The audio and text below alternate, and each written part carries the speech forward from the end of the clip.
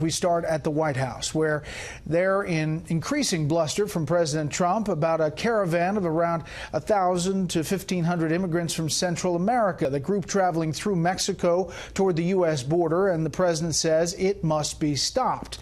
He's considering using the U.S. military, he says, along the southern border to do it. This occurs as new concerns grow about U.S. troop commitment in Syria and a possible trade war with China. Chief White House correspondent John Roberts starts us off tonight from the North Lawn on the Politics News. John. Greg, good evening to you. President Trump still insists that the best way to secure our southern border is with a massive wall. But in the absence of a wall, President Trump today floated another controversial idea.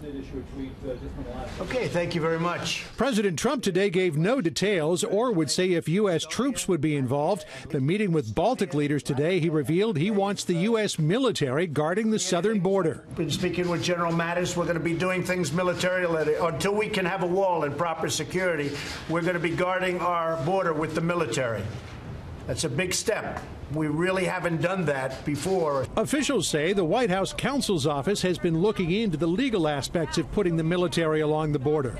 The National Guard has been used several times to assist the Border Patrol, and in the early 90s, a military joint task force was on the border for counter-narcotics and counter-terrorism. While a plan has yet to be formulated, just the idea drew a sharp response from former Mexican President Vicente Fox, who tweeted, "Demilitarize the southern border is to provoke more hate and distance even further our nations. Somebody has to talk some sense into him. He's elevating his hate toward Mexico, causing a greater conflict." President Trump claimed victory today in his public pressure Twitter campaign to have Mexico stop the caravan of Central American migrants traveling to the U.S. border. The president had gone so far as to threaten NAFTA if Mexico didn't do something. I told Mexico very strongly, you're going to have to do something about these caravans, and they have to do it. Otherwise, I'm not going to do the NAFTA deal. NAFTA's been fantastic for Mexico, bad for us. The group that organized the caravan, Pueblos Sin Fronteras, People Without Borders, criticized the president for demonizing an annual event they claim is a humanitarian mission. Migrants should not be abandoned because of some tweets and political hate. It's very characteristic of Donald Trump to govern via tweets. While President Trump is seeking an expanded role for the military in defending the border, he is looking at shrinking the U.S. profile in Syria. It's time. It's time. We were very successful against ISIS. We'll be successful against anybody militarily.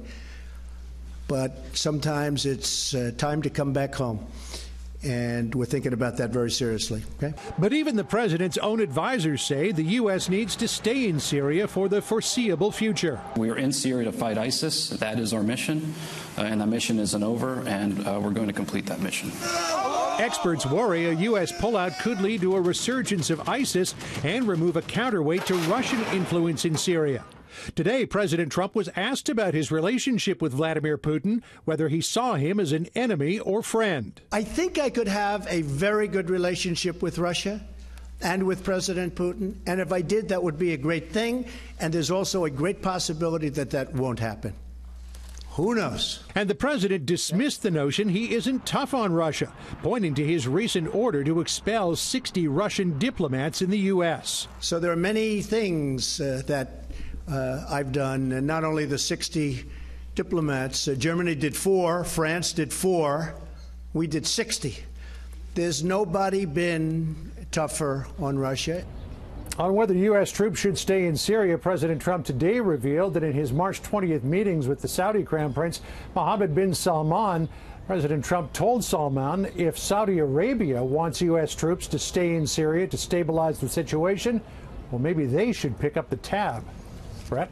How that would work is really the question. John, thank you.